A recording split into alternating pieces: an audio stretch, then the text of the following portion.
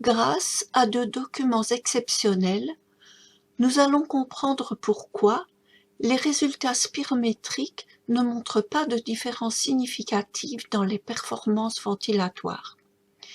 Cecilia Bartoli dans l'ère baroque Son qual nave de Riccardo Brocchi nous montre une des performances que permet d'atteindre la maîtrise de la technique ventilatoire. L'imagerie par résonance magnétique de Sarah Willis jouant du corps nous fait découvrir la finesse du geste respiratoire qui permet de produire un son modulé.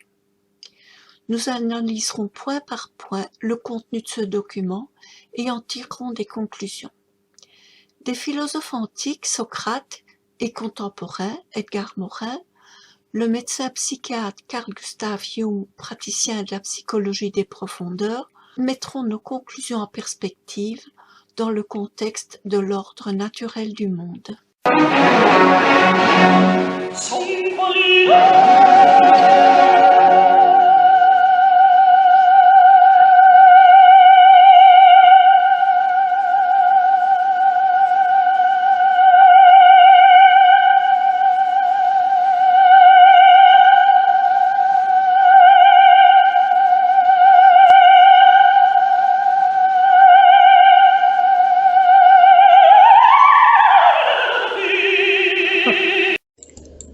Nul besoin d'avoir une capacité vitale hors du commun pour avoir du souffle, affirmait Beth Shaw-Lesnick en 1985. Afin de comprendre ce qui se passe au niveau du thorax et de l'abdomen quand on cherche à tenir une longue note sans reprendre son souffle, nous allons analyser la vidéo de l'examen IRM de la corniste Sarah Willis. Elle effectue un long son agrémenté de forte et de piano. Ces images peuvent convenir à notre préoccupation de chanteur, car la stratégie ventilatoire des instrumentistes avant et des chanteurs repose sur le même principe, l'appui et le soutien du souffle.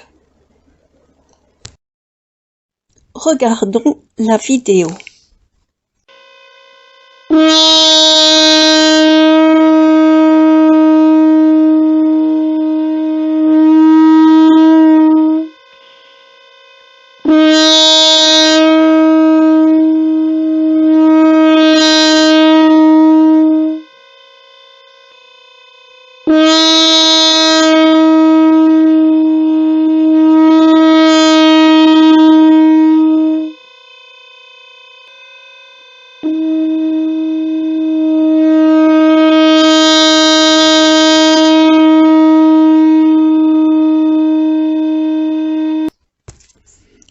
Analysons les différentes séquences de la vidéo.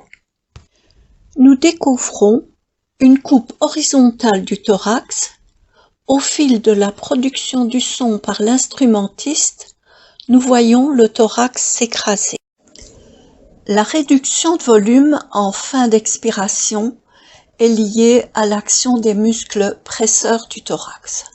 Le muscle transverse du thorax, qui se situe derrière la face interne du sternum, le muscle grand dorsal, qui solidarise l'épaule et le bassin,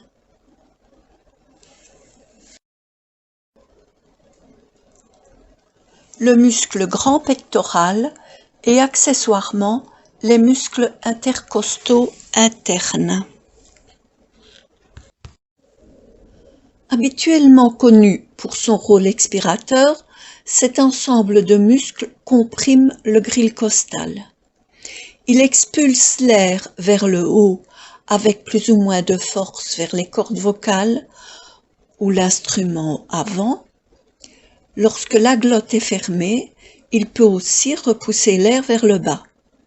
Il coopère dans ce cas à l'appui du souffle et l'ajuste en repoussant le diaphragme plus ou moins bas. Il peut aussi maintenir la stabilité de la cage thoracique en limitant son expansion.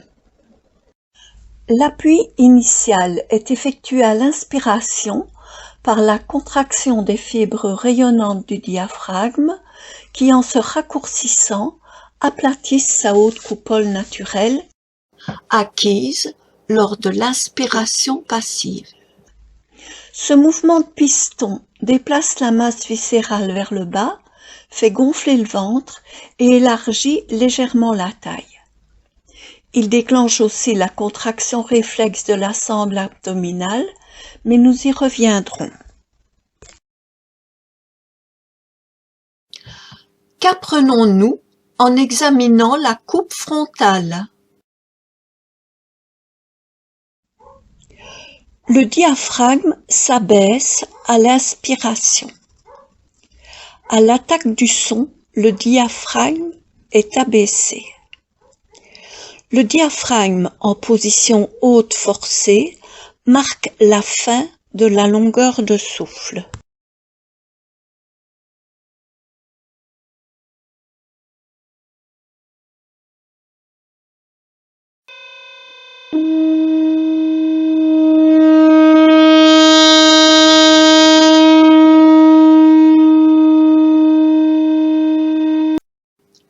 Nous voyons l'abdomen de profil. L'abaissement du diaphragme lors de l'inspiration est très net, ainsi que la contraction du muscle transverse de l'abdomen juste avant l'attaque du son. Cette contraction réflexe, appelée réflexe myotatique, réagit au déplacement de la masse viscérale par l'action concomitante des muscles presseurs du thorax et du diaphragme. D'après Pichoro, cette contraction sous-ombilicale est renforcée volontairement chez le trompettiste. Plus le souffle s'épuise, plus la contraction sous-ombilicale est importante. En bref, c'est sous l'ombilic que se situe la réserve d'air. L'activation de cette réserve va de pair avec l'effacement de la lordose lombaire associée à l'autograndissement. Les vues frontale et sagittale de la vidéo nous ont permis de visionner le soutien du souffle. Il résulte de la contraction des muscles de la sphère abdominale et du périnée. Hormis les muscles grands droits de l'abdomen, qui restent inactifs chez les chanteurs professionnels, c'est grâce à la balance qu'il actionne simultanément entre l'appui et le soutien du souffle que le chanteur, comme l'instrumentiste avant, gère la pression et la vitesse de la colonne d'air. Quand ce mécanisme est bien intégré, le pourtour de la taille s'élargit.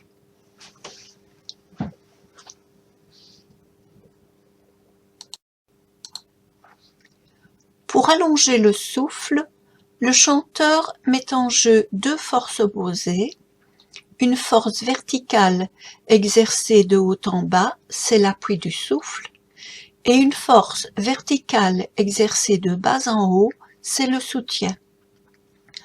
Le présocratique Héraclite avait déjà mis en lumière la fonction régulatrice des contraires. Il l'avait appelée l'énantiodromie.